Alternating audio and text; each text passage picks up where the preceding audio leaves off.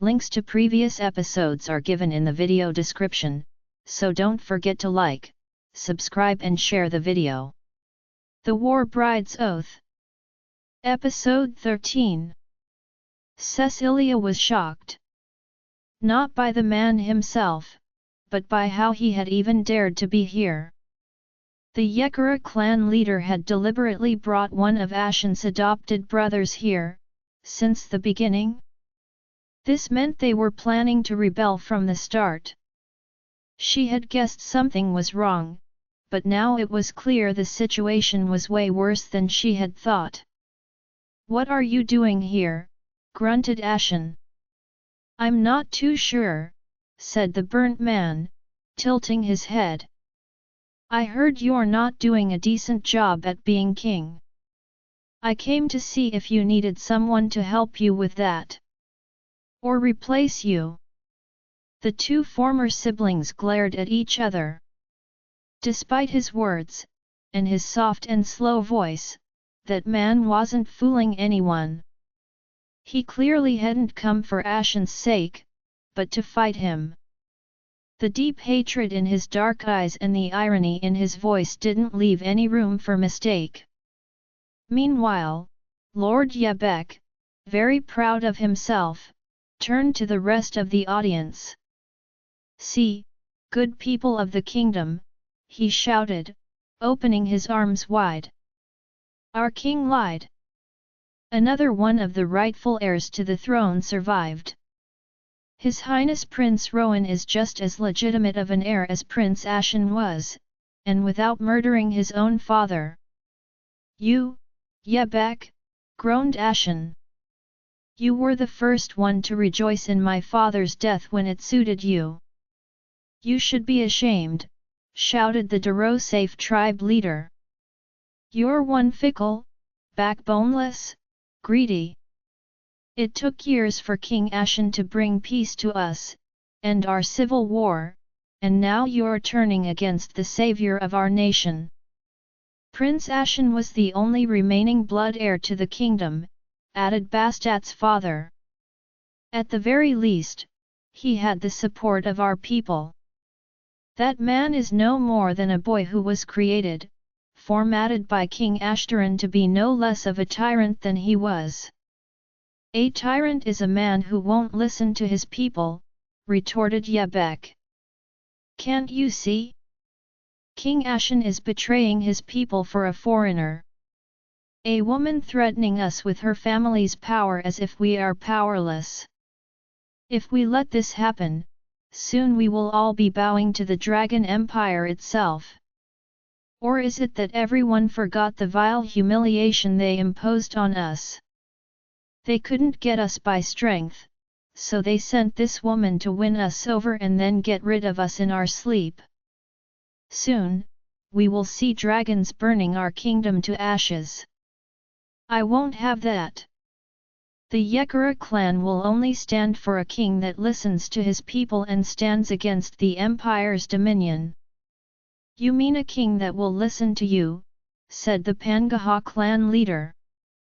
"This is ridiculous, Yebek. You're going too far. Prince Rowan." All eyes turned to the calm voice who had spoken. Yesem was staring at the prince with a pained expression, as if he was not shocked, but feeling betrayed by his appearance. Cecilia frowned. He didn't look like someone who was surprised to see one of his former students alive. Could it be that he knew all along that this man had survived? She exchanged a look with Tessandra. Her sword back in her hand, her cousin was glaring at the assembly, looking for who would try and fight first. It was clear the competition was completely forgotten now, if it had even been relevant at all. The whole room was preparing for a fight. With what the Yekara leader had insinuated, and with one of the king's possible rivals brought back from the dead, there would be no going back. "Ah, Yesem," chuckled Rowan. "Good old Yesem. Still alive, are you?" I'm surprised Ashen didn't chop your head off already. After all, you were never able to pick a side, were you? Saving him, then me, always saving everyone, but alienating us at the same time. You're too good for your own sake, old man. Ashen's furious glare immediately shifted to his old teacher. So Yusum was the reason his adopted brother had survived. The elder didn't even seem to notice the king's furious eyes. Instead, he was staring at his former student as if his heart was broken. Cecilia felt a bit sorry for him. If he had saved Rowan, it was probably not for him to come back this way. The young man chuckled and suddenly began to step down the stairs. Everyone who had one drew out their swords, Ashen being the first. He was clearly prepared to fight Rowan, but instead, his adopted brother calmly walked up to Yusum. He completely ignored the fact that every person present in the cave was getting ready to fight for or against him. He simply went to his former teacher, with an apologetic expression. "What is it? Not even happy to see me? I had suggested you leave, Rowan," muttered Yusum. "I asked you to leave and find a peaceful life for yourself." "Oh, I know, teacher," sighed Rowan, patting his shoulder, "but, you see, after what Ashen did to me and my brothers, I'm afraid peace was never really an option. I sincerely thank you for saving my life, though. Please don't resent me too much. I really did like you." His hands suddenly moved quickly, a snap was heard, and Yusum's body dropped at his feet. Cecilia's scream died in her throat. It had happened too fast for anyone to react. The shock was too intense. After all his words from before, no one could have foreseen he'd kill his own teacher, not when his affection toward Yusum seemed so real and genuine. A faint silence followed the counselor's death, and someone in the audience suddenly screamed, "A bit late." There was truly no going back this time. "You!" shouted Ashen. "Oh, stop yelling and shouting every time something doesn't go your way, big brother," sighed Rowan, rolling his eyes. "It's not proper conduct for a king. Plus, you should have killed him yourself ages ago. Or is it that your majesty's gone too soft for that? You were always the soft one, Ashen. Too kind and too weak to get things done." His mocking tone was infuriating. Anger helped Cecilia recover from the shock, and her green eyes began glaring at that man instead. She couldn't believe he'd killed the man who had saved his life, to then mock Ashen about it. She had always had a hunch that Ashen hadn't killed Yusum out of respect for his former teacher, despite his resentment. Rowan just had no second thoughts about getting rid of him. He was staring down at the body and Ashen, his hands moving as if he wasn't sure what to do with them. There were strange movements in his shoulders too, like spasms. The more she looked at his expression, listened to his speech, and witnessed his strange mannerism, the more she was sure of it. That man was insane, and completely unfit to become king. Cecilia suddenly turned her head to Lord Yebek, directing her rage to the one she held most responsible. "Is this what you want?" she asked aloud. "A king that kills without a second thought?" Her voice was fueled with anger over Yusum's death, and resonating like thunder in the cave. She was shocked, sad, and mad, but she wouldn't let the ones responsible for this go unscathed. Despite everything, Cecilia held some hope that she could stop this madness. After all, there were still many people present who were just as shocked as they were. In any case, it was now clearly the Yekara clan against everyone else. "A king that listens to his people," shouted Yebek, drawing out his sword. "Instead of listening to a pathetic, stuttering foreigner. If you wanted an obedient puppet, you could have at least chosen a sane man," scoffed Tessandra, who had come to the same conclusion as her cousin. "Or is it you just wanted to stir trouble? No one will want that pathetic, insane for a king. That guy's obviously mad." "Oh, I'm not mad," chuckled Rowan, "unless you mean furious, unrestrained, and dying to take back what should have been mine. My father had chosen me." He stepped forward, in Ashen's direction this time, and the king directed his sword at him. However, Rowan kept walking in their direction very slowly, his expression torn between anger and calm. "Did you know that, brother? It should have been me. I was the strongest, the smartest, and father's favorite son. You weren't his son. Sure, maybe not by blood. But unlike you, father actually chose me. Doesn't that make me more his son than you?" He smirked, obviously very proud of himself. However, he didn't find the expected reaction.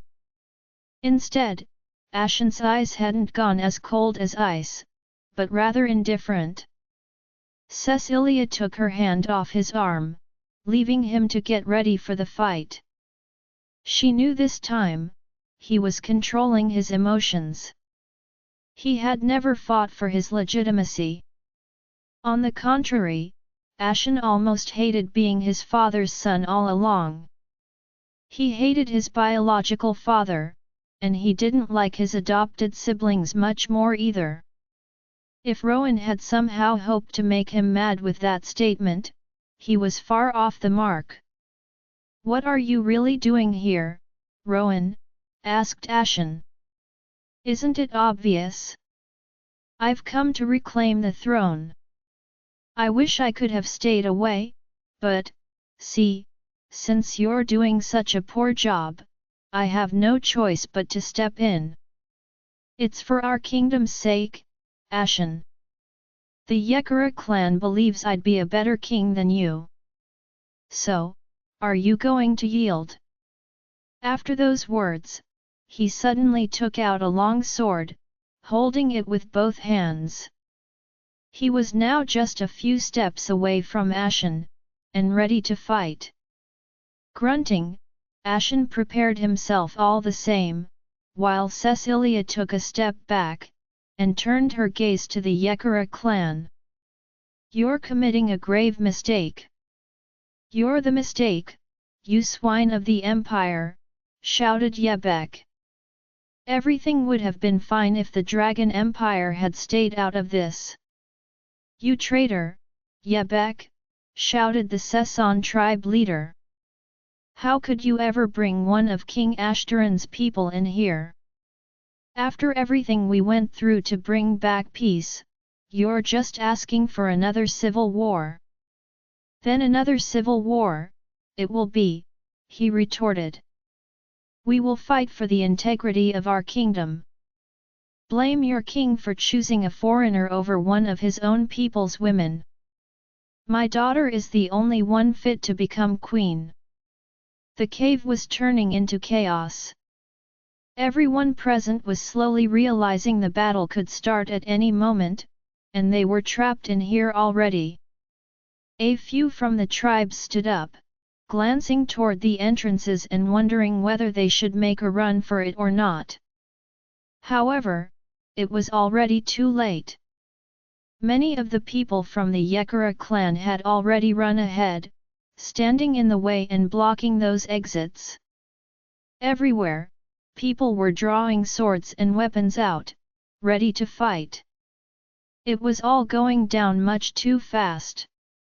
Some of the royal guards were even turning against their peers, positioning themselves like the Yekara people to block the exits. "I knew it!" hissed Sibling, his hand clenching on his sword. Yebek also got down to the arena, a smile on. Cecilia glared at this man. She really had underestimated him. This was never about the competition or his candidates. She wasn't sure if he had planned his niece's death or not, but she was now sure things would have turned this way, regardless of whether she won the battle or not.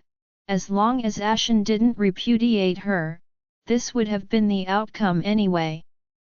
This was all part of a plan, a trap, and they had walked right into it.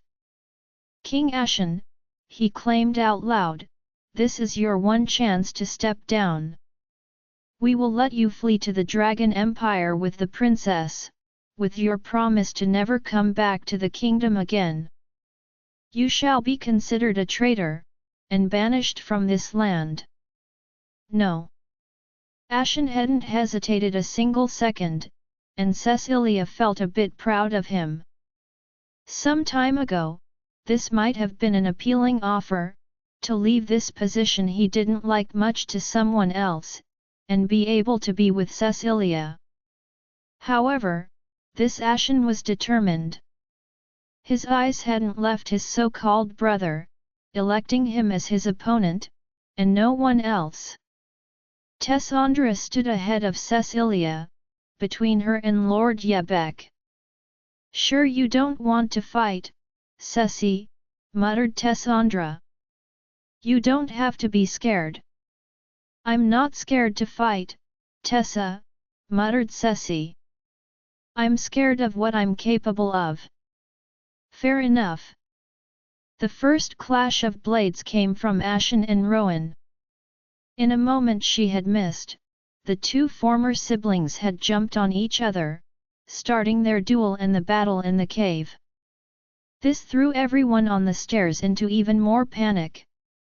The other family's people began to shout and try to run to the exits, only to be blocked by the Yekara people. Swords swung, and fights began all around the cave. Those who had weapons had decided very quickly to fight their way through, and even those without were trying to force their way to the exits, or attack the royal guards and Yekara people somehow. However, the number was overwhelming. With so many royal guards switching sides, the Yekara were almost as many as everyone else. "You dragon!" hissed Yebek. "I'll get rid of you two and send your heads back to the Empire, along with that wretched dragon of yours." "Just you try," retorted Tessandra. She let him attack first, easily blocking his first attack. Yebek was as good of a fighter as his niece was, despite his skinny appearance, but Tessandra didn't have to be shy with her skills, either. In fact, now that she knew that man was the enemy, she was fighting unrestrained, using her full strength and moving quickly in the arena. Meanwhile, Cecilia retreated to grab Neptune's hand and make sure the only non-fighter of the group was staying behind her. Sibling had also begun a fight with one of the royal guard traitors, fighting with two new dual swords. Cecilia's green eyes landed on Yasim's body, feeling a pinch in her heart. The old counselor didn't deserve to die like this. Suddenly, a movement on her left made her raise her arm to protect her face. 3 long and thick needles stabbed her forearm, piercing through, the ends appearing in front of her face. Cecilia grimaced in pain. She had never seen those kinds of weapons before, but just looking up, she immediately found who had sent those. Giselle. The king's former mistress was standing up on one of the lowest seats, more of those darts between her fingers and a smirk on her face. So she really was the one responsible for those, as Cecilia had suspected. Perhaps she had even used a smaller one to murder Ashra. She was staring at Cecilia with almost an amused expression, as if all the commotion around was none of her business. "What are you going to do, now?" she said. Cecilia had read her lips more than she had actually heard Gisel's voice because of the chaos around, but that was enough. She already hated that woman, but now, it was clear Gisel wasn't surprised by the situation at all, and perhaps she had even planned some of this. Gisel smirked again, and sent a new wave of her darts. Cecilia raised her forearm, and felt one more pierce her arm, but the rest bounced back on the scales that had appeared from her previous injury. Cecilia took the four out and sent them toward Gisel. To her surprise, that woman didn't try to dodge them. Instead, she raised her arm, exactly like Cecilia had, and let them pierce through. Then, she lowered her arm, revealing her smirk behind it, and took those darts out. No. Red scales appeared on Gisel's arm. A shiver went down Cecilia's spine. She had always had a gut feeling about this. That Gisel was something else, someone more dangerous than she appeared to be. There really was no mistake. This was the very same phenomenon that had scales appear on Tessa as Lord Yebek managed to inflict some minor injuries on her. Gisel had dragon blood too. But how? However, her enemy wasn't ready to let Cecilia ponder much longer. She prepared a new wave of darts and threw them. Cecilia protected herself immediately with her arms again, but this time, no pain came. She realized her mistake 1 second too late. She wasn't the target. Ashen was. The darts had stabbed the king's exposed arm and nape, making him lose his focus and grunt in pain. This was the opportunity his enemy had been looking for. In front of Cecilia's eyes, Rowan's sword violently impaled Ashen. Everything else suddenly disappeared around them. Her horrified eyes could only see the blood streaming out of the injury, and the two men who had stopped moving, one's sword plunged deep into the other. A vicious smile appeared in Rowan's eyes as he thrust his sword a bit deeper, making Ashen grunt in pain. The king was trying to hold on, still glaring at his rival, but the pain had to be unbearable. The blood was already dripping at their feet, soaking the soil like Ashra's had before. "Your Majesty!" People screamed in horror as they discovered the scene one by one. Cecilia was the first to react. This time, her vision was blurred except for one thing: Ashen. She had to save Ashen. Ignoring Gisel, all her questions, and her pain, she ran toward Ashen and his brother. Sibling appeared right at the same time as her, on the other side. He swung his sword at Rowan, forcing him to back off, while Cecilia grabbed her lover to pull him away. Despite Rowan releasing the sword's handle, the weapon remained lodged in Ashen's abdomen as he fell back into her arms. He was still conscious, which was a miracle given the large injury he had just sustained. Most people would have passed out already, either from the shock or blood loss. It only took one look for Cecilia to know he was in critical condition, though. He was pale, and the injury was as bad as she had thought. It was obvious he wasn't able to continue fighting. He'd be lucky to survive this. She glared at Rowan, who, amused by his win, was now fighting Sibling and trying to get past the royal guard to finish the king. "Save the king!" someone shouted. The news resonated inside the cave. Those who weren't too absorbed by their duels couldn't help but glance over, and a lot of the fighters became dispirited by the view of their injured monarch. Their will to fight got drowned by the king's defeat, and in just a few seconds, the Yekara people were able to secure their win. Only a few of the very best fighters, including Tessandra and Sibling, were able to continue fighting, keeping their opponents back, but everyone else was losing. Cecilia glared back at Giselle, but that woman was still standing there, a smirk on her face as if the chaos around had nothing to do with her. "You can't win against me, princess," she chuckled. "No," retorted Cecilia, her voice filled with anger, "this is the last time I'm letting you get away with this. The next time we cross paths, I'll kill you." Her furious green eyes put an end to her rival's smirk. Cecilia could be really scary, and right now, she was as frightening as a dragon. She was down on her knees, her injured lover on her lap, but it was as if she was dominating the whole room. No one dared to approach her, either. She was like a dragon protecting its offspring. Giselle stepped back, sensing something was wrong. They should have been enduring a complete defeat, but neither the princess nor her allies were acting like they were in trouble. Cecilia quickly tore a piece of fabric from her dress to bandage the wound, applying pressure to prevent more blood from flowing out. "Nana, look after him, please," muttered Cecilia, slowly standing up. "I will." Neptune nervously stuttered, rushing to the king's side. Very focused, she took over putting pressure on the wound, trying to ignore the fights going on very close.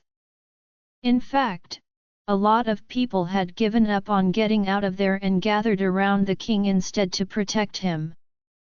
As Cecilia stood back up and looked around, she spotted Bastat's father, lying on the ground with his throat sliced wide open. Her heart sank. Not only that, but everyone on their side was heavily injured, dead, or fighting to survive. The Pangaha were powerful because of their money, but in this situation, they were also helpless against the skilled Yekara. With the uneven numbers and the Yekara's skilled fighters, those who supported Ashen were bound to lose. Still, Cecilia was impressed. Instead of trying to run away again, or trying to change sides, all the people from the other families were slowly gathering around them. They were protecting the king like a defensive wall, even if it wouldn't last long. Opposing them, the Yekara people had received orders to not let anyone escape, thus they were gathering in a semicircle, their backs turned toward the cave's exits. A few steps behind their ranks, the Yekara leader was boasting. "The king is dead," he shouted. "Prince Rowan is the new king." "Not yet," grunted Sibling. Given the difference in strength, Neptune's older brother was doing amazing against the prince. He didn't have as much strength and was losing when they had to challenge one another's arms, but Sibling was compensating with his speed and impressive movements. He had begun to use Tessa's signature twin swords style, which was a lot of help against Rowan's massive sword. However, he wasn't meant to win this fight. The prince was merely toying with him, and although Sibling managed to hold his own for a while, it was clear this wouldn't last. Rowan was progressively winning ground, and pushing the royal guard back, getting closer to his goal, Ashen. However, Cecilia was still standing between him and her lover. While Tessa was doing the work of 3 men in keeping enemies at bay, the princess was standing very still, her eyes fixated on Rowan, not even watching the fight but just him. When Sibling was forced to step back once more, losing his balance, she suddenly grabbed his shoulder, and with a swift movement, pushed him further back. It all happened in the blink of an eye. Sibling himself barely understood. 1 second, he was about to lose and get sliced in two, and the next, he was falling back, a woman's hands on him and taking his swords from him. He didn't even comprehend what had happened until he fell on him and looked up at Cecilia's back. The princess now stood in front of him, wielding his weapons. In other circumstances, his ego might have been severely wounded, but right now, he was in complete awe. Even the bystanders like Neptune, who had been able to watch the scene from a different point of view, were amazed, and trying to grasp what had happened. Cecilia had taken Sibyll's spot and weapons, and was now fighting Rowan as if she'd been the one fighting him all along. To her opponent, though, the change was a major blow. Cecilia was stronger, faster, and much more skilled. Rowan, who had been winning 1 second before, was now frowning and struggling to keep up, slowly stepping back. Cecilia's hands were animated by fury. She was glaring at him, and forcing him to back off like a goddess of wrath. The prince's mighty stance from earlier had vanished, and he was now fully focused on the fight, realizing he had underestimated this woman greatly. Whilst he had been toying with Sibyl earlier, he was now unable to hold anything back, lest he fall beneath Cecilia's attack. The fight was impressive, and the strength used sent chills down everyone's spines. Those two were beyond the realm of normal humans. The princess was moving and using her swords at incredible speed, yet not losing in strength, each of her attacks more violent and fascinating than the one before. Rowan was a good fighter, but one could see from his dark expression that he was struggling. Cecilia was rivaling his strength, and bent on not letting him catch a break. Bit by bit, he was forced to back away, and his pride was taking several blows at each step conceded. "You!" he grunted between his teeth. Cecilia didn't even seem to hear. She was winning this fight, and people around were even cheering for her. The king had fallen, but the princess was pushing the enemy back, and the feeling of revenge was thrilling. Cecilia's ardent fight was bringing back the fighting spirit of many, and some who had managed to keep up were now fighting back twice as hard. It didn't seem like their defeat was so certain anymore, at the very least.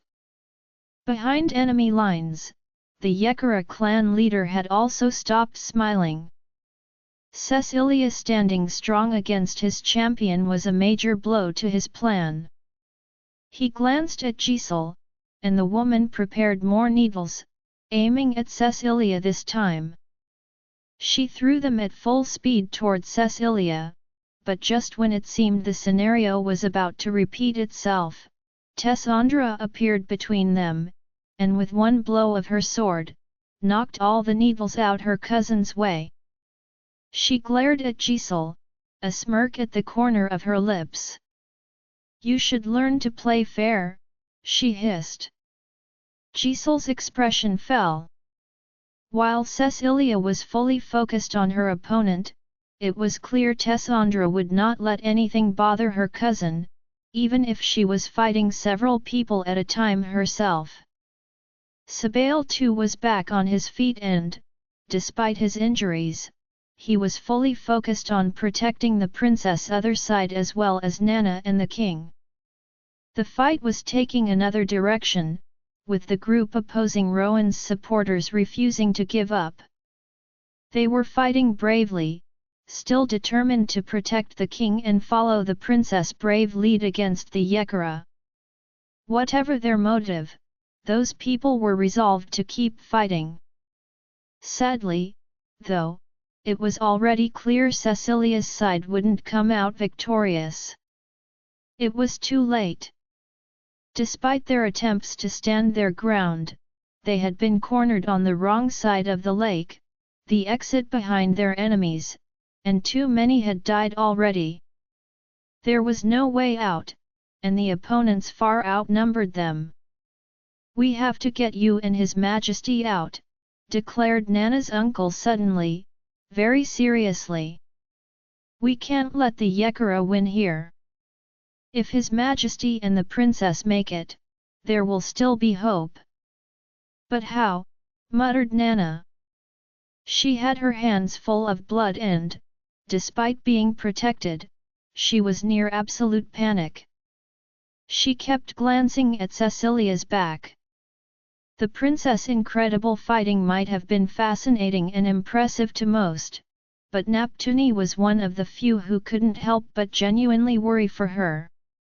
Cecilia's arm was still injured by Giselle's attacks, and even if she bested the prince, there were many more people waiting on the sidelines to get to her.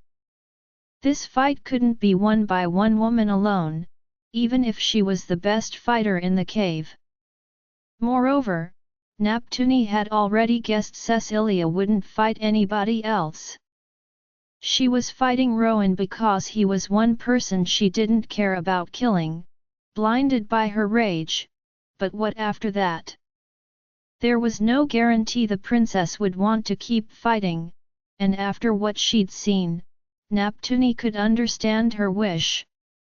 She turned her head toward Tessa, who was fighting just as well as her cousin, now keeping two men at bay, more bodies already down around her. She was like a furious tornado, and no more fighters dared to approach her, choosing other opponents instead or carefully staying away to observe her movements, maybe looking for an opening that would never show up. "Tessandra!" Neptune called. "We need to get out of here." "I know," grunted Tessa between two clashes of swords. Tessandra glanced at Cecilia, who was still fighting hard. Her cousin had probably heard that too, and from the way she was moving in the space, she was thinking the same. Despite her easily opposing Rowan, Cecilia was staying within an invisible space around their allies, meaning she wasn't willing to go past a certain point. She was staying near the lake, most likely ready to evacuate that way. The issue was, only a couple of people would be able to go this way. Only the two of them would be able to swim their way out of there, and they couldn't drag more than one person along. Sadly, there were dozens still around. "Cecilia!" As she called out to her, Cecilia suddenly turned around, spinning her whole body in a circle. Her swords made a wide movement around her, forcing Rowan to jump back before he got cut in two. He fell, landing on his side with a very angry expression. The distance between her and her opponent was now more than a few steps and, against all expectations, Cecilia didn't choose to go and finish him. Instead, she retreated quickly toward the group. "Everyone step back!" Tessandra shouted. Her voice resonated like thunder in the cave, taking everyone by surprise and magically stopping all the fighting. All those on their side immediately obeyed, not because they knew what was going on, but because they felt compelled to by her imperious voice. Meanwhile, Rowan was getting back on his feet, furious.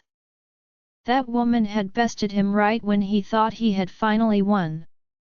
He had thought victory was his with Ashen down and left to die, but this princess had just ridiculed him, and incredibly easily too. Things weren't meant to happen this way.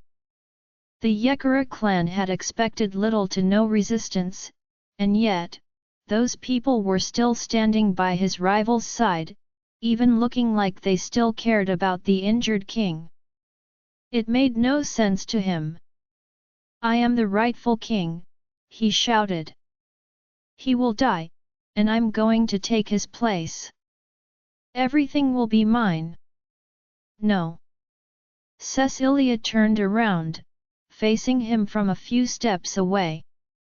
She lowered her hands, her swords by her sides, standing tall ahead of him. She was like a large wall on her own, and everyone behind her was looking up to that one woman. Her green eyes had gone from a furious, fiery green to a color as cold as ice, like an emerald stone, staring at him like he was nothing. That look was the worst. She made him feel like an irrelevant insect. Anger distorted Rowan's face, and he grabbed his sword again, running toward her. My liege, wait! Rebecca's words were lost on him. The prince was blinded by anger, and didn't even see the danger of the situation. It was too late, much too late.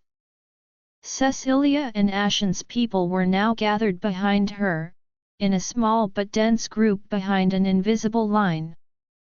There was a clear gap between the two camps, and that's what had alarmed Rebecca. Those women were preparing something, but he only understood when Cecilia suddenly screamed. It wasn't just a scream, her voice had suddenly turned into some unbearable sound, a loud echo, deeper than any voice he'd heard and yet more high-pitched than any bird known. It was deafening, and many fighters on both sides tried to block their ears immediately. It was no use, though. The entire cave was shaken up by her voice, trembling beneath their feet, as if an earthquake was happening at the same time. Even outside, the weather seemed to have gotten much worse, throwing all the fighters into disarray. A scary, creaking sound finally made him look up. The stalactites. They were all shaking violently, large fractures appearing on all of them. The first little pieces of rock began to fall before he could even shout to warn the others. Cecilia's voice, much more powerful than before, was shaking the stalactites to their core, and the foundations of the cave itself. However, the danger was only for those ahead of her, right in front of the echo of her voice. When the first stalactite fell, right on Rowan, his scream got lost in the loud echo. However, all of his allies could see their so-called king stuck to the ground, his face distorted in pain and his body half under a large rock, blood splattered all over the gruesome scene. Immediately, chaos shook their ranks. The Yekura people began to scream and try to run in all directions as more of the enormous, deadly rock spikes fell from above. Yebek was rendered mute, watching his men get crushed one after another by those gigantic rocks. Some were stabbed right where they were, others were brutally crushed on the floor. Many panicked because no place looked safe in the cave, and some even ran up the stairs they had been trying to block before, fighting their own allies to escape first. The only safe place was behind Cecilia, where all those who had fought for her and the king stood. Her scream didn't last long, but the echo persisted so long after that no one could tell when she had stopped.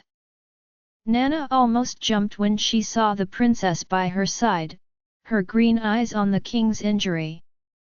"How is the king?" Cecilia asked nervously.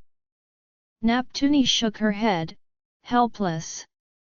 She was no healer, but she knew Cecilia could already see in one glance. The king was in a bad state, and only holding on by sheer willpower. Cecilia exchanged a glance with Tessandra, on the other side of his body. "You have to go," nodded Tessandra. "Use the lake. I'll lead the people here to the exits as soon as we kill more of them." Cecilia glanced to the side. The stalactites kept falling and reducing the number of Rebecca's men drastically, but it wouldn't be enough. There was still a hell of a fight waiting for the survivors. Cecilia, go, insisted Tessa before she could even refuse. We already knew things might turn out like this. You're going to? Surprised, Tessandra turned to Sibling, who was standing there with a very serious expression. He was hurt and tired, but he had never looked so determined. No, said Tessandra. No, Sab. I'm staying with you. You're going, he retorted. Tessandra, I'm staying with my people, but Lady Cecilia will need you to get His Majesty out of here. And only you can accompany her. Take Nana with you. Sibling, I can't. He smiled, grabbing her hand as she was about to push him away, causing her words to become stuck in her throat. Go, he insisted. I promise we will be fine here. But we can't guarantee there won't be more enemies on the other side, and if the king and the princess don't make it out, everything will be lost. Please, trust me. Tessandra was still at a loss for words. She kept glancing around, looking for someone to help her out of this one, but strangely, everyone there seemed to agree with Sibling. They didn't know what Tessa meant by using the lake, but they all had one conviction: the king and his princess had to survive. Cecilia had already bought them a lot of time, but everyone remaining was ready to keep fighting. The Duro-Safe tribe leader nodded with conviction, and turned to Cecilia. Princess, please save His Majesty. I promise, no one else thinks like the Yekara clan. If you can save our king, I swear everyone in this kingdom will happily fight the usurper and the Yekara. Save him. That's all we ask. Cecilia nodded, her fingers tightening up around Ashan's. I promise I will. Next to her, Naptuni had her eyes on her brother and uncle, looking about to cry. Sab. Uncle. Nana, I'm entrusting you with the princesses, said Sibling, ignoring Tessandra's furious eyes. You stick to them and the king and help the best you can, all right? I know you'll be the best to assist them. Make sure the princesses and His Majesty are safe, it's the most important thing right now. Sibling, shouted Tessandra, still furious. You can't do that. You guys barely have any chance of making it. Sibling chuckled, and turned to her with a smug expression. I already know that. And I may not be as good as you, he said, but you still shouldn't underestimate me. I'm still a royal guard. Protecting the king is my duty, and I'll die doing so if I must. He stepped closer to her, squeezing her hand. Tessandra tried to pull away, but from what Cecilia saw, she probably didn't use her full strength as Sibling held on. I love you, he muttered, but my duty to my king comes first, Tessandra. I'm sure you understand. Once again, Tessandra had nothing to retort, simply glaring at him with her furious, but conflicted, dark eyes. It was only a matter of a few precious seconds, and the fight around them would resume. There was no time to lose, but she still didn't want to let go. No one knew when they would see each other again. There was no guarantee they would even see each other again, and they knew it all too well. The urgency of the situation, coupled with their respective dutiful personalities, made it even more painful. For once, Tessandra had her personal feelings battling her rational mind, and she hated it. She clenched her teeth, and suddenly kissed him. It was a quick but forceful kiss, with a salty taste as tears ran down her cheeks. "You'd better make it," she muttered. "If you die, I'll kill you." "Got it," he chuckled. After that, as if to get this over with, Tessandra angrily turned around and grabbed Neptune's hand, pulling her toward the lake. As the echo of Cecilia's voice started dying on the other side, they knew it was time to leave before the fight resumed. "You should hurry, Princess," nodded Nana's uncle, looking at his niece's silhouette. "Will you be all right?" muttered Cecilia. "We will do our best.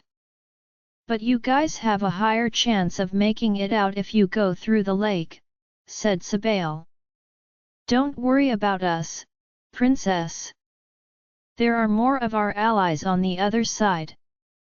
I'm sure you and His Highness will be fine." He didn't say anything about himself, and realistically, they all knew their chances were slim.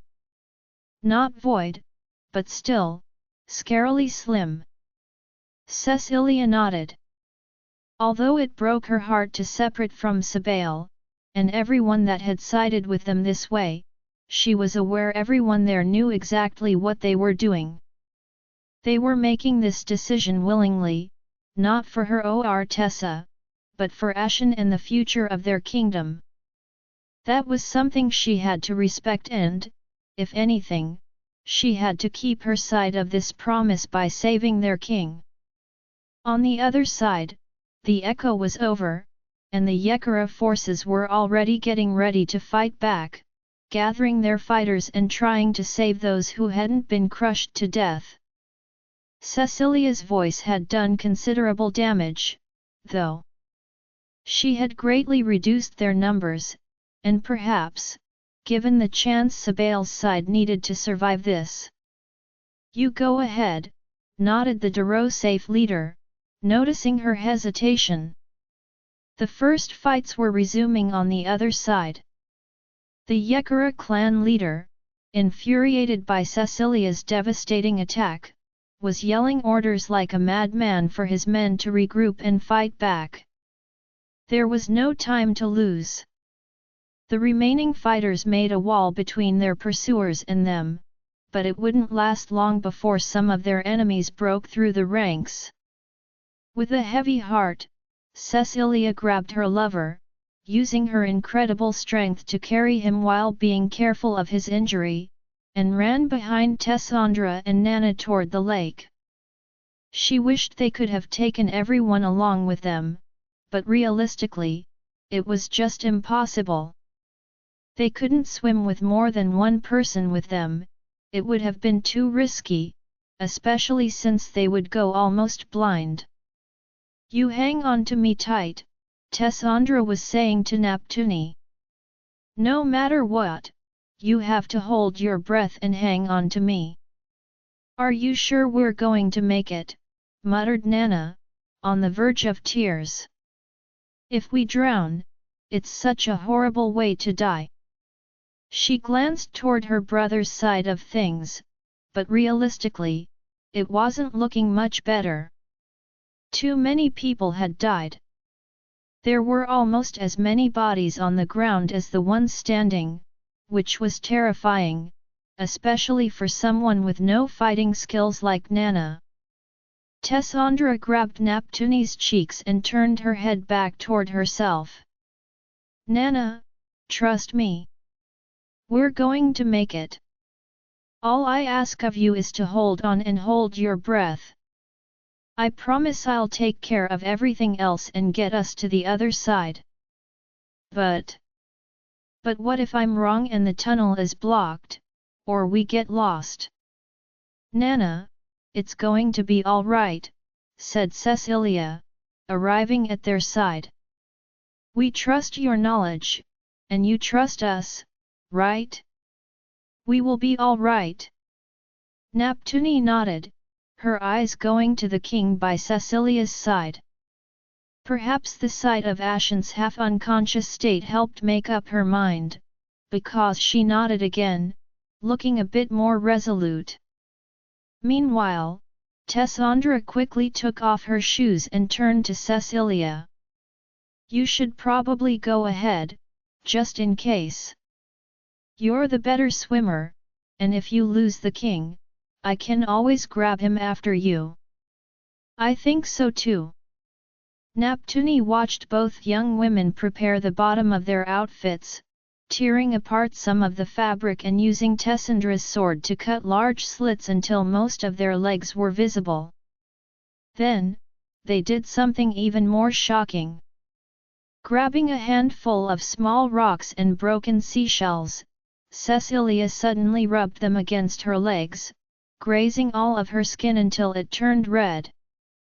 Oh my God! Shouted Neptune, shocked. It's all right, Nana, said Tessandra. Look.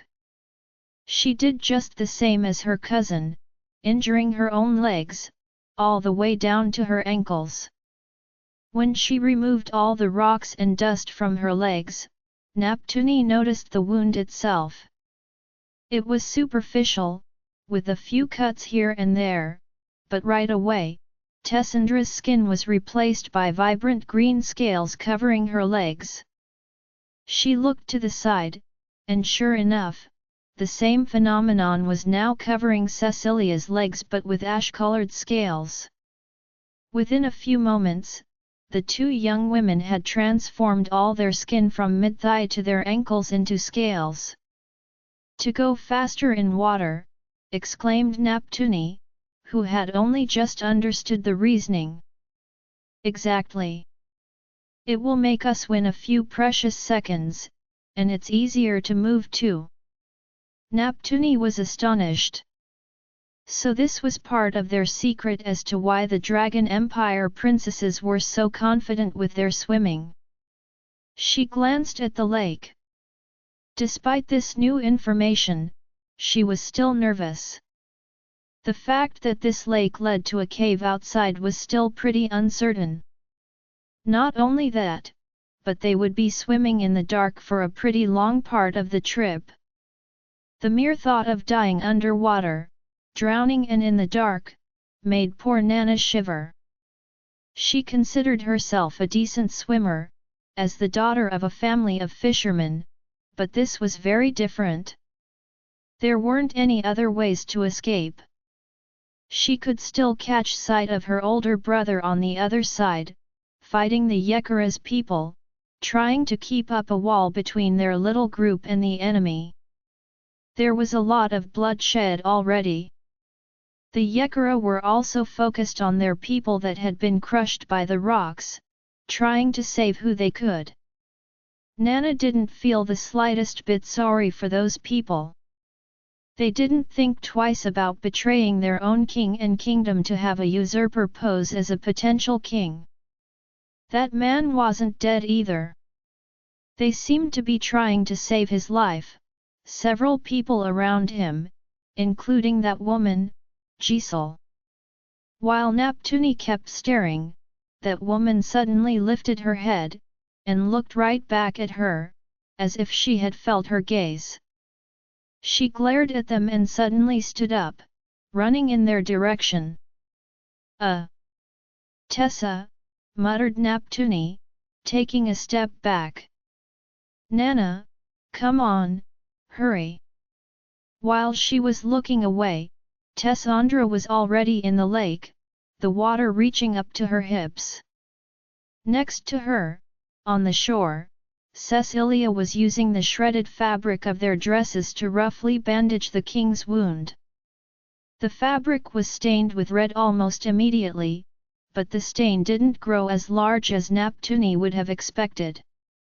Somehow, this unusual bandaging of hers was doing a good enough job at cinching the wound. Will he be all right?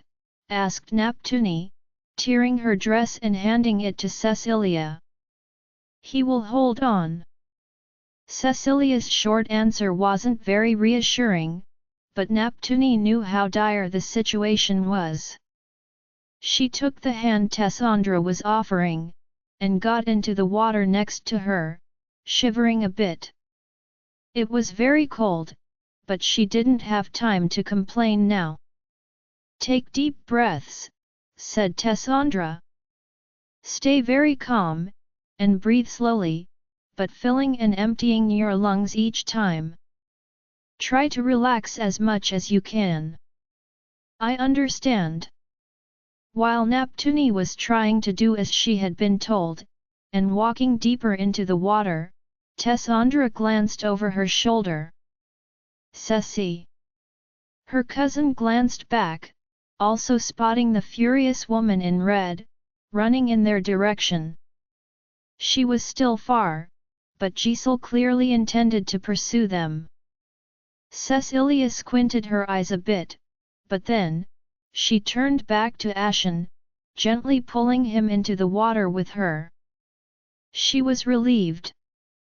By abandoning his coat and taking him in the water, his weight would be much easier to manage. She had used a piece of fabric to tie him to her, at the waist, so she could use her arms and legs freely to swim around. Tessandra was also doing the same, and tying Neptune's waist to her. Is this all right? Asked Nana, worried.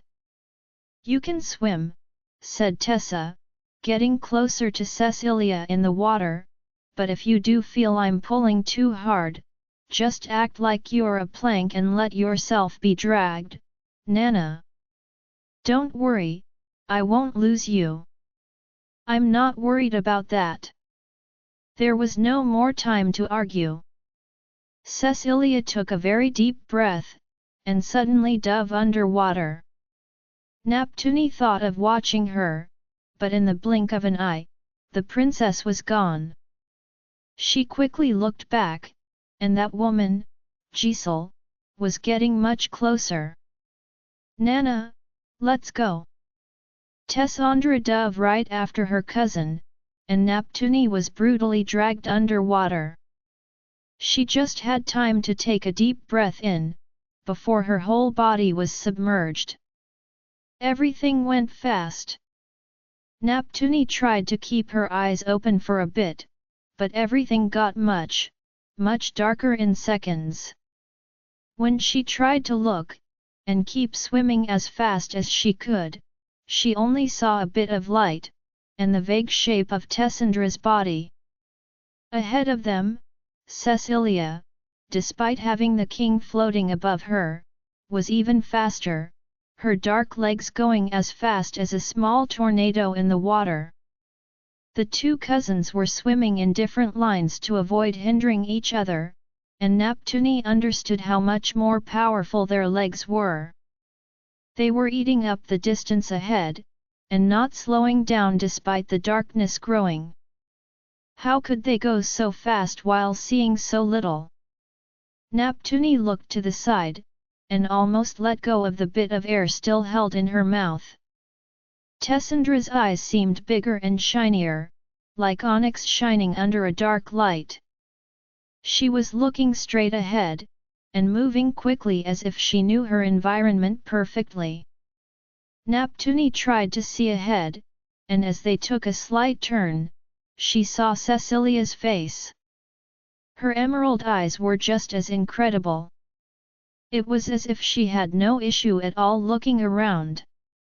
They were almost completely in the dark now, and going lower and lower, which should have worried Neptune. Yet, seeing the two young women move so fast and fearlessly, she did feel like they had a chance. How long had they been underwater? It felt like 10 or 20 minutes, but Nana knew it was half that, at best. She was able to hold her breath for around 5 minutes when she played with her siblings, and now, she had been using her energy a lot to try and swim too. She could feel Tessandra was going faster, though. Her swimming was almost pitiful compared to her, but fear kept her going. Nana was still terrified by the idea of drowning there, and despite what Tessa had said, she refused to give up and simply be dragged along. She kept trying to calculate how much distance was left to distract herself from the struggle, the tiredness, and the cold, but slowly, she knew she was losing the air she had left. She could feel her body struggling, begging for air, but they were still deep in the tunnel, with no idea when they would get out. She was grateful for Tessandra's incredible speed, but she was starting to get genuinely scared. If she passed out, would she wake up? Would the four of them die here? She felt tears come out of her eyes, and grabbed Tessandra's belt tighter. As promised, she let herself be dragged, trying to keep her body as straight as possible, completely out of strength to keep swimming. Unlike what Neptune thought, Cecilia and Tessandra were already deep down in the cave, well past halfway. The two young women were swimming quickly and almost effortlessly, only exchanging a glance from time to check on the other. In fact, despite their speed, it was getting quite hard for them too.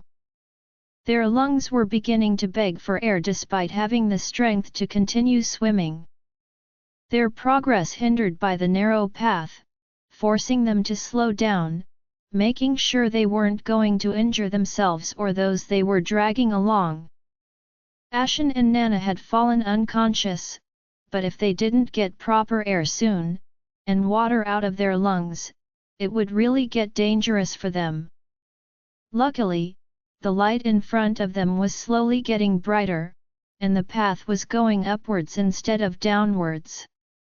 They accelerated, knowing the opening had to be close. Suddenly, the path got much larger, and they both broke through the surface at the same time, gasping for air. They quickly found the nearest shore, and half-carried, half-dragged Neptune and Ashen there. Nana, Tessandra kept calling. Breathe. Nana, Nana, wake up. Come on. Soon enough, the young girl began coughing water and breathing heavily. Tessandra let out a long sigh of relief, and patted her back, helping her get through it. On the other side, Cecilia was patting Ashen's back alike, and the king coughed some water as well. He didn't seem like he had drunk as much water as Nana, but he was desperate for air, and the wound had gotten worse. Even Tessandra grimaced upon seeing this. This guy needs to be healed as soon as possible, Ceci. I know. Let's just see if we can make it through the. She stopped talking, alerted by a sound.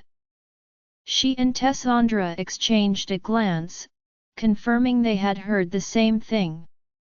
They got into a defensive position, looking around the cave they had arrived in. It was a much bigger cave than the one Ashen had taken her to, and from the mix of dry sand and stones on the ground, probably around the same level.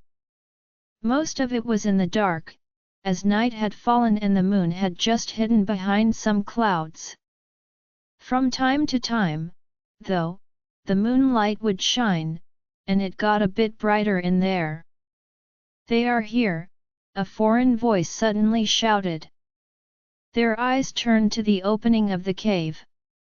At least 24 fighters ran in, and from the way their swords were drawn, these people were not allies. Grunted Tessandra. How did they know? Muttered Nana, panicked. Sounds like we're not the only ones who heard about this exit, Nana. Get behind us. Tessandra was already back on her feet, sword out and ready to fight, but there were way too many people. She would be in trouble if she had to fight this many people while protecting Ashen and Neptune. Next to her, Cecilia got up too. She was going to fight, even if she had no weapon. The Yekara people, she muttered. I figured, scoffed Tessandra. What are we going to do? cried Neptune, who was still recovering. Put up a fight. Right after that, Tessandra took a deep breath in, and suddenly, she spat a fireball, right in the direction of those men. A lot of them screamed in panic, some burnt on the spot, and others started running around with a part of their body on fire. Grunted Tessandra. It would have been better if I wasn't so drenched. I hope you can dry fast. The voice coming from behind made them jump. With a smirk on her face, Giselle was slowly coming out of the water, looking exhausted but still smug. Just like them, she had transformed her legs into red-scaled limbs that appeared in between the folds of her dress. She tilted her head. You. Oh, I'm the least of your problems right now. Just as she had said that, they heard it again. A loud, furious growl coming from ahead. Both Tessandra and Neptune looked ahead, while Cecilia was still glaring at Giselle. Sir Dragon! That wasn't cray, Nana, said Tessa, cutting her hopes short. The young woman's expression sank. She had noticed the growl was different from usual, but she hadn't even thought it could have been another dragon. With horror, Neptune watched as a large, dark-scaled creature appeared on the other side of the cave. This time, even Cecilia had to turn her head, her heart beating fast. There truly was another dragon, glaring at them with terrifying black eyes. What is it, princesses? Chuckled Giselle. Never seen a dragon before. You've got to be kidding me, muttered Tessandra. Fighting men, no matter their number, was still conceivable, and offered chances to actually survive. However, with the dragon in the mix, their chances of survival were cut drastically short. Tessandra was trying hard to think of something, an opening, but right now, she was exhausted from swimming, still not properly able to use her dragon fire, and they still had to care for the two that couldn't fight behind them. Meet Jin, said Giselle, as if it was a normal introduction. Isn't my dragon wonderful? He can't be your dragon, hissed Cecilia. Oh, right. He's actually my dead brother's, but he is still very much attached to me. And after all, who cares about the details? If I tell him to kill you, he will. Who are you really? Is that really what you care about right now, princess? Said Giselle, raising an eyebrow. You're going to die here. I want to know before I get rid of you. Not today. Giselle then launched a new salvo of needles, but this time, Cecilia saw them coming. In an impressive movement, she swung her arm and grabbed all four right as they were about to hit her. Her glaring at Giselle hadn't changed. This time, if she wanted a real fight, that woman would have to stop trying to cheat. Giselle grimaced and stepped back. Either she wasn't confident in fighting Cecilia, or she preferred to see her killed by the soldiers or her dragon, it was hard to tell. She simply left the small lake at which they had arrived from via the opposite shore, never turning her back on the group of four, but also cautiously stepping back. While Giselle wasn't engaging in a fight, there was a lot more to be worried about up front. The first soldiers had already arrived at Tessandra, and she had to use her very best fighting skills to keep them at a distance. It wouldn't be enough, though. If she had been alone, she could have gone deeper into the crowd and fought with circular movements, but in this case, she still had to protect Nana and the king. Right behind her, Cecilia glanced at the situation ahead, and quickly pulled Ashen further out of the water, but closer to the cave's wall behind them. "Nana, stay here," she said, tightening Ashen's bandages again. "Just watch the king for me, all right?" "I understand," nodded Nana. Her voice was shaking, and she was visibly scared, but she was putting on a brave front, and that made Cecilia smile at her, loving the brave Nana even more. "Put pressure on the injury," added Cecilia, quickly showing her. "The other side is blocked but he can't lose more blood, all right?" "Yes." Happy to have something to be useful with, Neptune put all her focus into applying her hands on the king's injury. She tried to ignore the blood that almost immediately stained her palms, or how pale the king was looking, and simply focused, staring at it as if her gaze could keep the blood from flowing out. Right after that, Cecilia got back up, and ran into battle next to Tessandra. She only had the needles she had just stolen from Giselle, but as an experienced fighter, any weapon in her hand was deadly. She was moving incredibly fast, and in such a perfect combo with her cousin, it was as if their fighting power had been tripled instead of doubled. The men were even reluctant to approach the deadly duo, as they seemed to quickly get rid of any opponent. The two of them were perfectly complementing each other, covering any blind spots, watching each other's back, and standing like an impenetrable wall between their opponents and the king. Their main issue was the number of fighters that kept coming at them, no matter how many they killed, and the dragon that was behind them, lying in wait but growling furiously.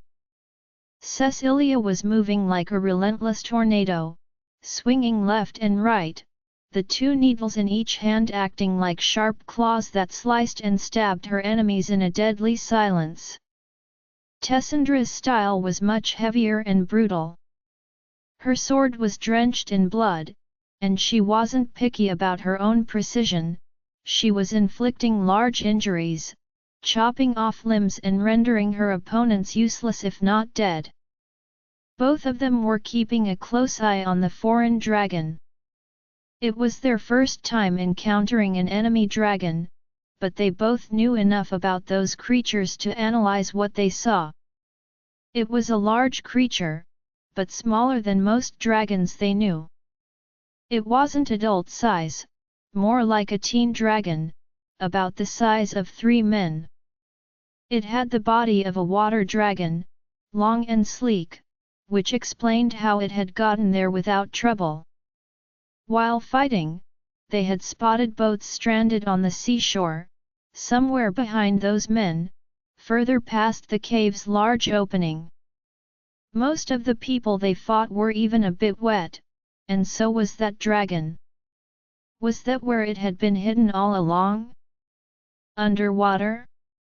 "A bit big," grumbled Tessandra.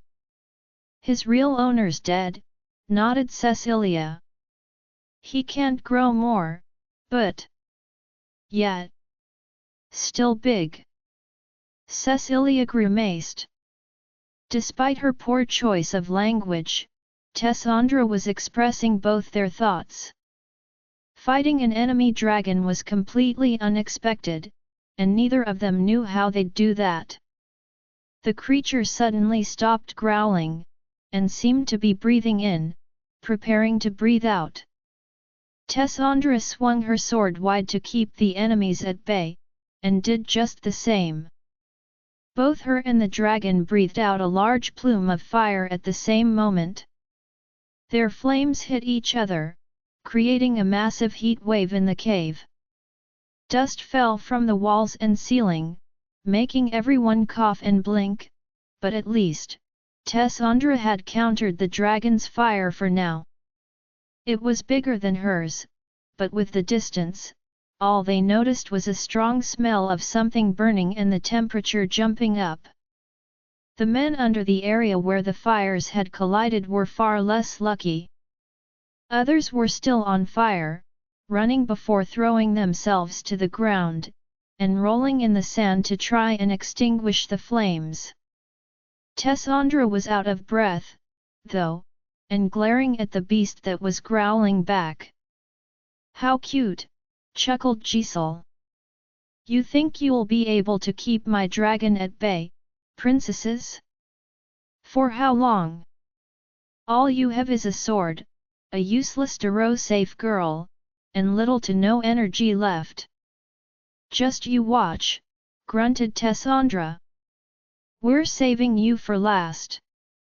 Just as she said this, she kept fighting, pearls of sweat appearing on her forehead.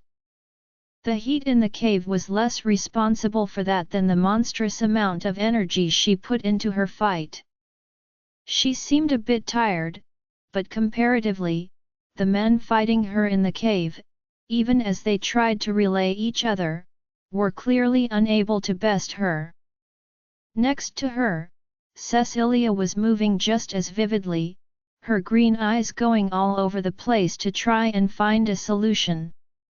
They were stuck between the cave's wall, the lake Giselle was standing on the other side of, and a large sea of men in front of them, with the dragon standing right in the middle of the cave entrance. They were slowly clearing their way, but the fact that Ashen couldn't move was keeping them from truly escaping this place. With the underwater passage being a huge no, they were basically stuck, unless they found a way to get rid of all their opponents. Useless. Unknown to the two cousins, Neptune had been glaring at Giselle. She could endure a lot for her friend's sake, but being called useless was too much for her. Suddenly, her little, black eyes circled the cave too, but her way of thinking was miles away from Cecilia's. After a short moment, Nana pulled over two large, flat rocks with her leg, and quickly swapped them with her hands to put pressure on the king's chest. Just as she had calculated, the weight was almost the same as what she had been applying all along. She then quickly moved to rinse her hands in the water, and ran toward Tessandra and Cecilia. "Nana, what are you doing? Get back!" However, for once, Neptune was not going to listen. In fact, she barely heard Tessandra at all. She was frowning, and gathering some stones around her, grinding them together quickly to create a little mound on a larger, flat stone. "Useless," she says. "How dare she call me useless? She can call me a bookworm, weak, library rat, pedant, bookish, even brainish, but how dare that wretched vixen of a woman call me useless? You'll see if I am useless." She then got back on her feet, carrying her little mountain of freshly ground dust, and walked toward Tessandra. "Prepare to fire," she shouted. Before Tessandra could even answer, Neptune suddenly threw her dust in a large and wide arc, in front of them. Immediately grasping what was going on, Tessandra spat fire. The reaction was much bigger than she had expected. From the small fire she had put out, as soon as it reached Nana's dust, it spread in a wave of sparks and explosions, blowing exponentially bigger on their enemies. The deflagration was so progressive and large even Cecilia and Tessandra had to jump back to avoid getting injured themselves. The cave was suddenly filled with small booms, cracks appearing everywhere and the force shaking the surroundings. Some stalactites even fell down, injuring more people. The damage done was considerable, and a bit frightening too. Once the smoke and dust began to clear, they saw the terrible injuries inflicted on their opponents. Some had full body parts burned, or the flesh exposed in long patches. "Dang, Nana! You should get mad more often," scoffed Tessandra. Just because I can't wield a weapon doesn't mean I can't fight, grumbled the young woman. Sorry I didn't notice before we had all the elements and conditions for a dust explosion. I knew the principles, but I never created one in real life. Don't apologize for being the smart one, Nana. I'm mind blown. Can you do that again? Not so soon. Nana shook her head. It's dangerous, as it consumes the air and makes it harder to breathe. We might get intoxicated if we don't wait a bit. It doesn't matter, said Tessandra. You already helped us a ton. She was telling the truth. In front of them, out of the dozens of fighters they had been facing, only a few had been spared by the explosions. If some only had minor injuries, their burns still seemed to be incredibly painful, and none were in a hurry to get back to fighting those women. Perhaps they also feared another wave of explosions, and they were not looking forward to running to the front line. It didn't solve their problem, though. Cecilia glanced back. Ashen seemed stable from there, but there was no telling when his heart would give up from the blood loss. Only a few minutes had passed since they had emerged from the lake, but it wasn't enough. I need to take care of him, she muttered to Tessandra. She couldn't focus on taking care of the king while she was busy fighting. Tessandra nodded. Neptune's attack had done quite enough damage, but Jin the dragon had gotten out unscathed, and quite mad too. That thing was getting closer and soon, it'd be the bigger problem at hand. Even if she could stand a few minutes against a dragon this size, Tessandra knew the fighters would stab her the second she turned her back on them to focus on the beast. You think the big guy could show up now, by any chance? I don't know. Cray! Cecilia called out, as loud as she could. Cray! Her voice echoed in the cave, but there was no telling how far out it had gone. They had left the dragon outside the outer wall, and there was no indication of how long it would take for Cray to get down there, if it even realized something was wrong. It wasn't bound to Cecilia, but to her father, which meant it could only know of what happened to her if it was close enough to smell or see it. Now, it would only be a matter of minutes before they knew whether the black dragon was coming to their rescue or not. Meanwhile, they had no choice but to resume fighting. Nana stepped back, leaving the two princesses to fight, but it did not look good for them. There were still too many fighters left, and for many, their injuries seemed to ignite even more desire to get rid of the women who had caused them. Some shouted something about their pride as Yekara, which explained a lot and, if needed, confirmed their identities. The dragon was getting closer too. Twice, it exchanged firepower with Tessandra, and the second time, her arm got burned, immediately covered in green scales. She grimaced, shaking her arm as if to get rid of the pain. Ceci! We have to do something, or we're going to end up as burned meat. Cecilia turned to Giselle. Call back your dragon. Oh no, chuckled Giselle. I think I'm going to watch him get rid of you. Cecilia clicked her tongue in annoyance, but suddenly changed direction. She ran back toward the lake, as fast as she could, only having one target in mind, Giselle. When her opponent realized what she was going to do, she began to step back, crawling back against the cave's wall, hoping to get out of there. Either she was out of weapons or knew she wouldn't be able to stand against Cecilia. So she didn't even try to put up a fight and only tried to run away, obviously scared. Both she and Cecilia had made the same journey to get there, and they were both tired, but Cecilia had a few more minutes to recuperate, and she had longer legs too.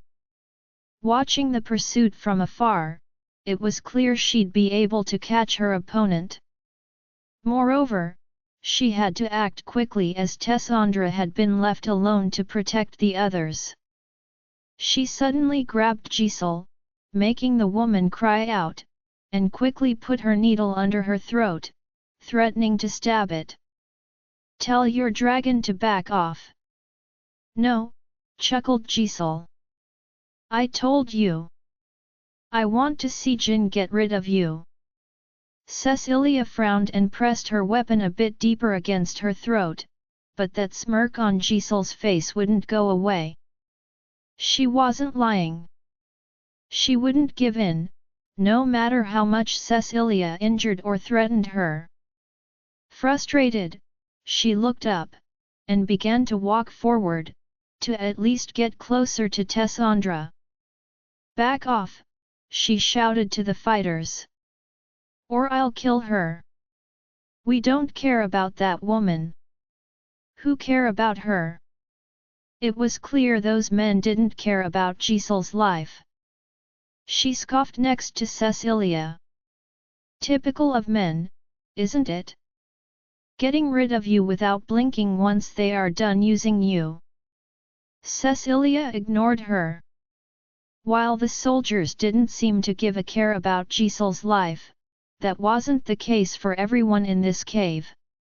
To their surprise, Jin, the young dragon, was growling in Cecilia's direction, but, as she stepped forward, it was cautiously retreating.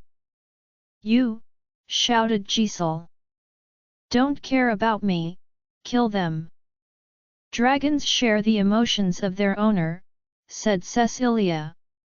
"Looks like your brother cared about you." Giselle grunted in frustration. Regardless of her relationship with her brother, she was now frustrated at Jin's reluctance to attack. The dragon kept retreating, its maw closed, completely ignoring Tessandra and looking worried. It was now even past the cave's entrance, and with the dragon gone, Tessandra was finally able to gain some ground. "Good job, Ceci," she grunted between the clashing of swords. "Nana, prepare more powder." "But..." "Just do it." Neptune obeyed, and went back to grinding more powder, brows furrowed and focused on her task. Meanwhile, Cecilia kept advancing forward, making sure Jin would keep backing off. Despite Giselle's continuous shouting for the dragon to attack, Jin seemed hesitant, almost worried, its head low and its perched up. It was still growling, but only at Cecilia, focusing on her hostage. The dragon was truly worried for Giselle, so much so that it had forgotten the rest of the fight. That was a huge opportunity for Cecilia and the others. The fighters, shaken to see the dragon retreating, were having trouble keeping up with the fight. With so many of them injured or dead already, and their biggest firepower currently backing off like a scared kitten, they were unsure what to do next. Some had even begun retreating, although they wouldn't go past the cave's entrance. "What are you waiting for, you cowards?" suddenly shouted Giselle, to the men this time. "Attack! It's only 2 women." Their pride wounded, the Yekara seemed to wake up. A few of them ran toward the 2 women, and Cecilia had to step back this time, as she wouldn't be able to fight comfortably and keep Giselle as her hostage. They had bought enough time, though. Neptune stood up, with her powder again, and this time, she waited for Tessandra's instructions. "Throw it as high and far as you can." toward the entrance.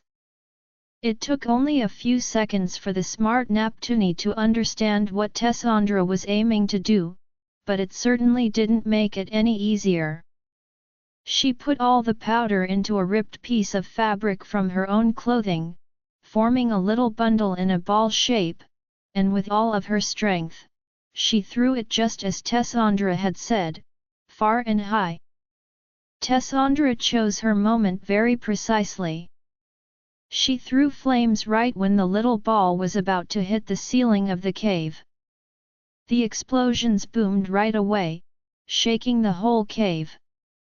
This time, the men panicked, running away from the first explosions as fast as they could. This was the lesser issue, though. Just as Tessandra had planned, the explosions reached the entrance of the cave, shaking the rocks that formed its walls. Perhaps dust had accumulated there, because the explosions grew exponentially above them, and everything began to collapse. Jin! Giselle shouted, suddenly panicked. Run! They had no time to see what happened to the dragon. Tessandra turned around, grabbed Nana by the collar, and just like Cecilia with Giselle, they ran toward the cave's wall, hiding from the collapsing rocks. The whole cave trembled and shook, as if they had provoked a real earthquake, with large stones falling, crushing everything under them. It didn't last long, but it was a real nightmare, a deafening ruckus. When things suddenly calmed down, they finally dared to look up. The entrance of the cave was now completely blocked by a mountain of rocks, with some men crushed underneath. Congrats, scoffed Giselle, you've just buried us alive. Cecilia and Tessandra sighed, getting back on their feet and wiping the dust off their faces and shoulders. Are you all right, Nana? I think. Oh, that was scary. They all quickly surveyed their surroundings, but everything was now quiet. Half of the cave had collapsed on its opening, making its ceiling look much lower and blocking the entrance. There was still a large opening, at the very top, but it was too high and dangerous to climb. The new little mountain of rocks was most likely very unstable. Neptune's face paled as she noticed the red stains under some of the rocks. Even if some of the Yekara people had managed to flee, it was clear a lot had died in the collapse. Jin! Giselle called, immediately stepping forward. Jin! Jin, are you all right? A weak growl answered her. She let out a faint sigh, relieved. Then, she suddenly turned to the other three women, furious. You almost killed my dragon. So you do care about him, muttered Cecilia. Of course. He's my dragon. And now he's injured while you've trapped me with you insane women. You'd rather be under the rocks, retorted Tessandra. I'm sure we can find you a spot. You almost killed us all. Well, we tried to get out in a more peaceful way, but it didn't work out. You're welcome, by the way. You should thank Ceci. If it was me, I would have left you where you stood to die. Tessandra then walked away, going toward the rocks to try and find an opening, or make sure none of their opponents were still able to fight. Meanwhile, Giselle furiously turned to Cecilia. Why did you save me? I didn't ask nor want to be saved by you. What is wrong with you, always playing the good girl? You could have let me die. Maybe I should have, said Cecilia. You did injure and betray Ashen. He betrayed me first, Giselle retorted, full of spite. But when I heard that you actually cared for your dragon before you got to safety, it changed my mind." That sentence seemed to shock Giselle. She went mute, truly at a loss for words this time, simply glaring at Cecilia. The princess had just saved her life, and she was now trapped with them in this cave. Her frustration was all over her face. Meanwhile, Tessandra came back, sighing. "The good news is, we're not completely trapped, so it's not like we're going to run out of air. The bad news is, I don't think we can get out of here by ourselves. Those rocks are completely unstable, we might kill ourselves if we try climbing up." "Great," scoffed Giselle. Cecilia couldn't be bothered with that woman anymore, though. Turning her back on Giselle and Tessandra, she went back to Ashen to check on his state. "Is he going to be all right?" asked Neptune. Nana herself didn't look all right. She was tired from the whole day, one of her buns coming undone. She had dark dust all over her face from the explosions, and unlike Cecilia and Tessandra, she didn't have any scales to cover up the many scratches she got. Still, she wasn't complaining at all, and instead, was down on her knees on the other side of the king, worrying about him. Cecilia sighed. "I hope he can hold on." She then got up, and went back to the little lake, observing the various plants and little submarine elements there, looking for something she could potentially use. Neptune went with her, immediately helping her identify some of the algae. Meanwhile, Tessandra kept staring at Giselle, her fists on her hips.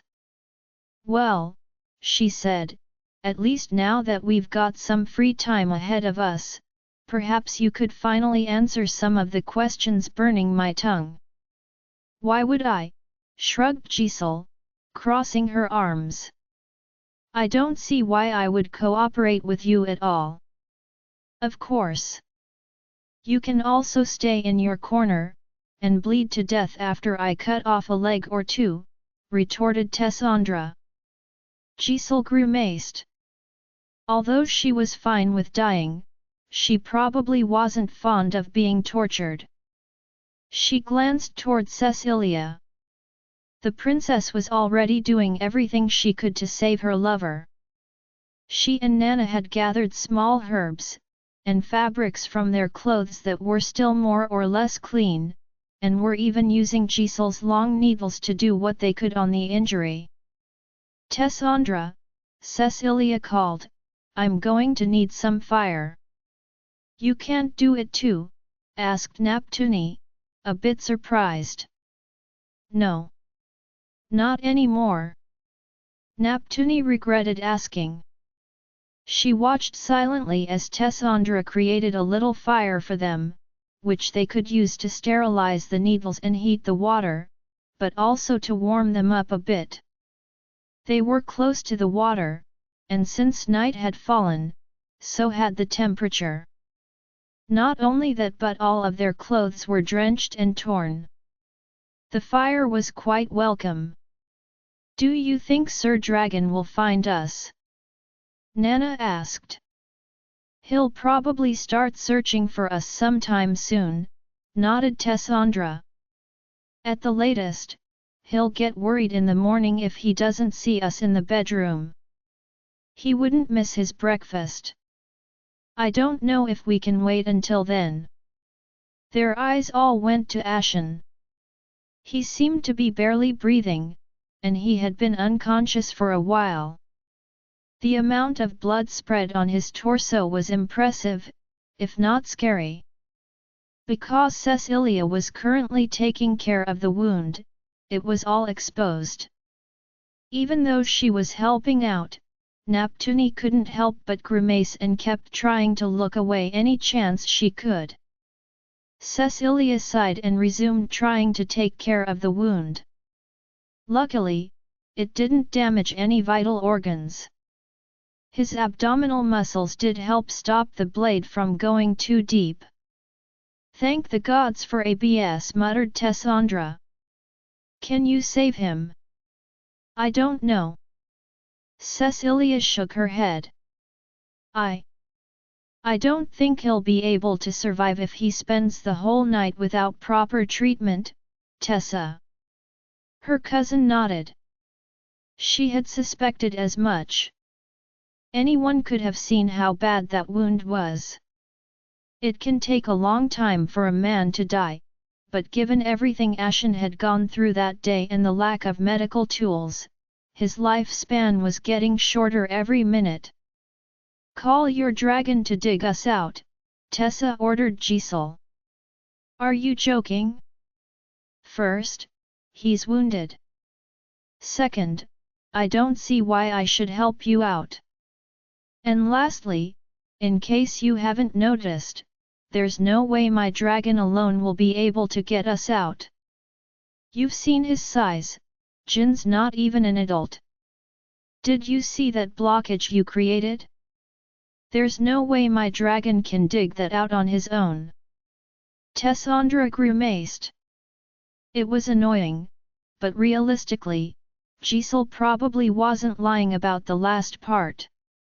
Her dragon was large, but that mountain of rocks blocking the exit was much bigger.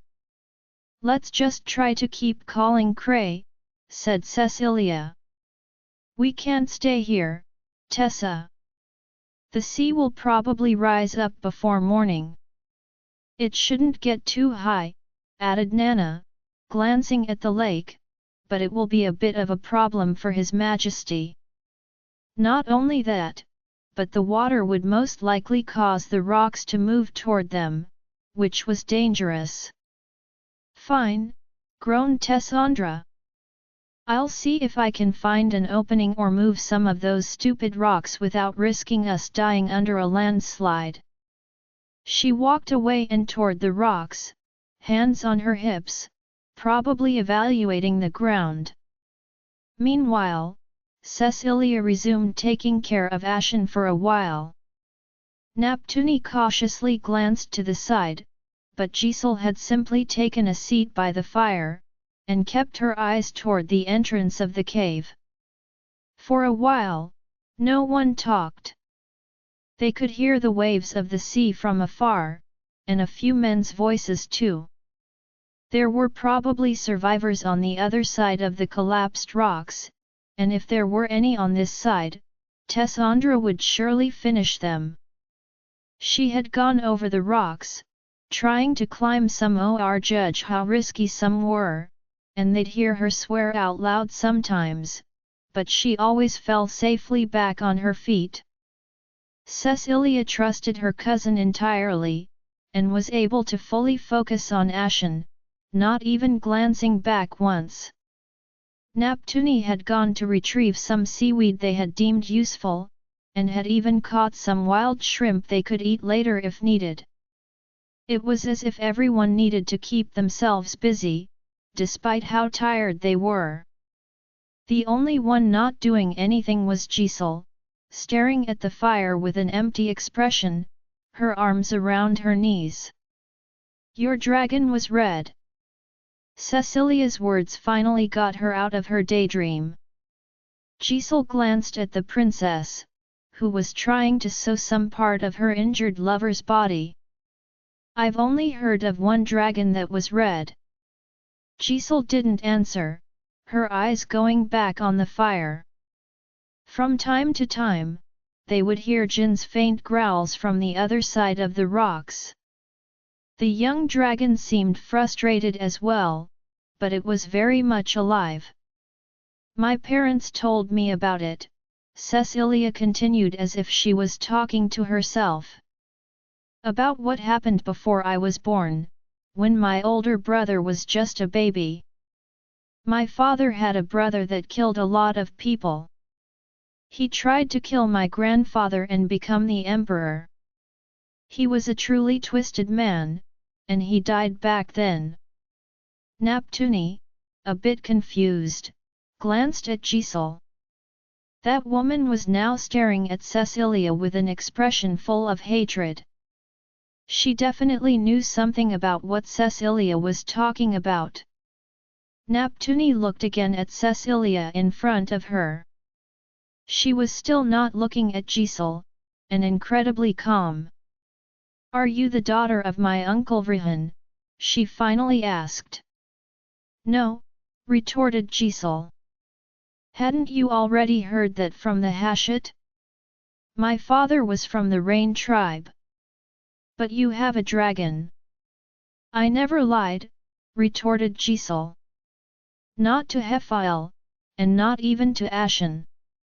My mother was a princess of the Dragon Empire, my father a man of the Rain tribe.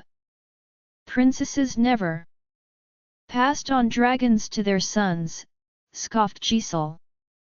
"Well, that's because they never tried coupling them with someone from the Rain tribe, did they?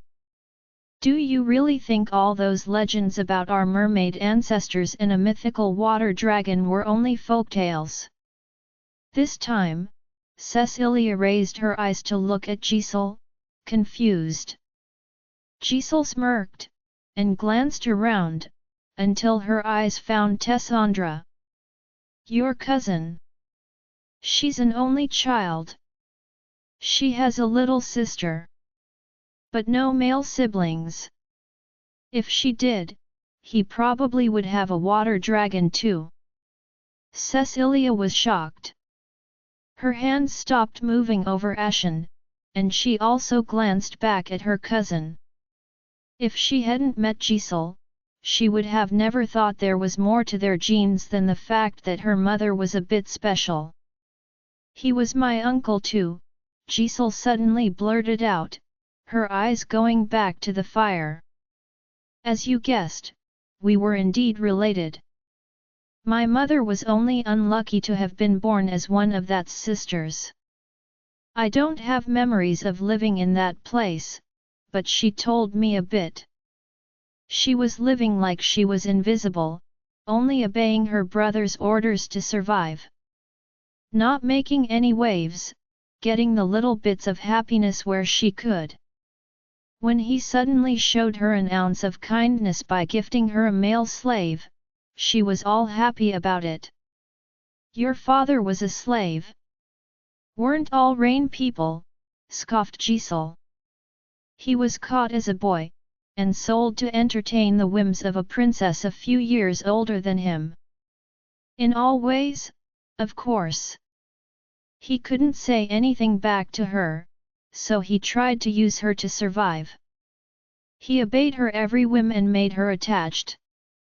While she fell in love with her toy, he loathed her more and more each day. Their relationship was violent even when she was still his master, yet he showed her just the right amount of attention and kindness for her to never complain, and always forgive him. The typical romance tragedy for a love-deprived woman. I was born of their love-hate relationship first. You used to live in the imperial palace. Like a rat, yes. I hid all the time. I knew annoying the wrong person could get me killed, so I did all I could to hide my very existence, and so did my mother. Everything was completely ruined by the war, though. You probably know better than I do what happened. When your father killed him, my mother and that slave of hers she was in love with, fled from the palace to here. She got pregnant with my younger brother somewhere along the way. Life as refugees turned out to be, even worse than the one we had at the palace. My father took over as the monster." She had a bitter smirk on as she stared at the fire, her eyes lost in her memories. Once free of his status as a slave, he became more violent than ever toward my mother. The difficulties were easier to blame on that woman than on himself. Although he never hurt us, my brother and I hated him alike. One day, he killed our mother, almost by accident. The wrong hit and that was it. What happened then traumatized my younger brother, and that's when we met Jin. His dragon. Jin arrived out of nowhere, but my brother knew it was his dragon. I knew where my parents came from, I put the pieces together. My father, as well, of course. He did not like that his son was suddenly stronger than him, nor the reminder of whose blood we carried. Junyan was too young for us to leave our father, so just like our mother did, we had to endure. Until we were both old enough to leave, to find a place of our own.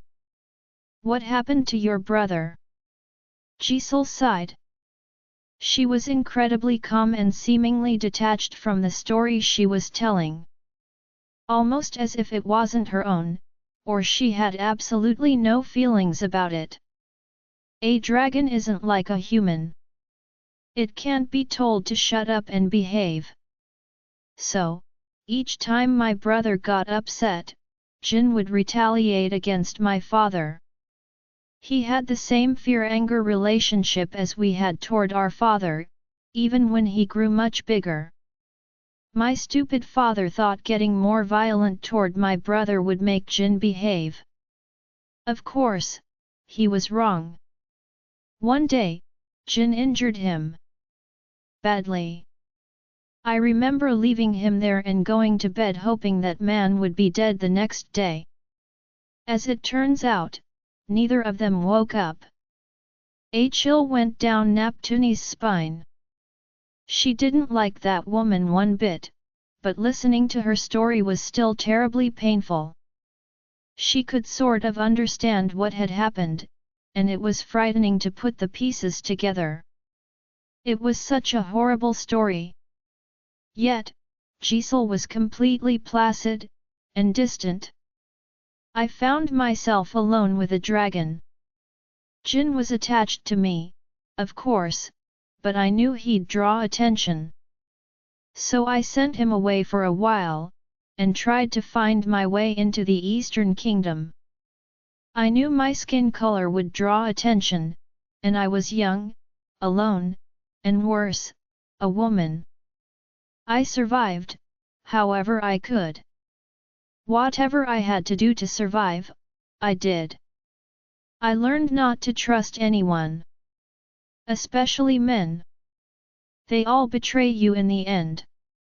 She suddenly turned her head to glare at Ashen. Cecilia sighed but did not say anything. Although she had played a large part in this, she still knew this issue was between Jisoo and Ashen. What had happened between them was not something she could intrude on. Not all men, Neptune interjected, very invested in the story.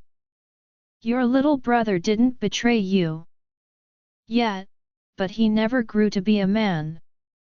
Another long silence followed. Beyond Jisoo's story, Cecilia was thinking about Jin the dragon. Its mere existence meant there was a lot more to her mother's tribe than they had initially thought. She had never thought she would see water dragons other than in her family, but as it turned out, the Rain tribe and the Dragon Empire's imperial family had a lot in common, enough for their blood to be able to create more water dragons. She thought about Jisoo's words from earlier. Would a male sibling of Tessandra really have a water dragon too? If a man of the Rain tribe and an imperial princess could produce a son with a water dragon, didn't that mean the Rain tribe's genes only reacted when paired with someone from the imperial family?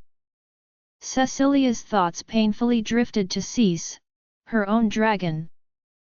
She still wouldn't have had Cease if it wasn't for her mother and her encounter with a water god. Cecilia had always known that story was more than a simple tale, but now, she felt like she was touching something even deeper about her own family. She felt a bit proud, even. At the same time, she missed Cease more than ever. If she had been here, none of this would have happened. Cease would have been big enough to get them out of there in a blink, while growling happily like she always did. She froze, suddenly hearing it. Dragon growls. Cecilia jumped on her feet and ran toward the rocks. Do you hear that? Is this Sir Dragon? Asked Nana. No, said Tessandra, a smile on her face. Indeed, the dragon growls didn't sound like Cray's. They could hear Jin growling against another dragon, with a more high-pitched growl than Cray, and male voices panicking out there. What the heck is going on? A male voice shouted. Where the heck did that brat dragon come from? Darson, frowned Tessandra. Ceci, shouted a second male voice. Ceci. Tessa. Are you in there? Cash in. Cecilia exclaimed, beaming. A large ruckus followed, and they both had to quickly retreat as the mountain of rocks moved brutally. For a while, everything began to collapse on the other side, and after a few seconds, a very large silhouette of another, larger water dragon appeared at the top, with magnificent silver scales, and two men's silhouettes on its back. Join our Facebook and WhatsApp group for more updates, link is given in description. Rest audiobook will be continued in next episode.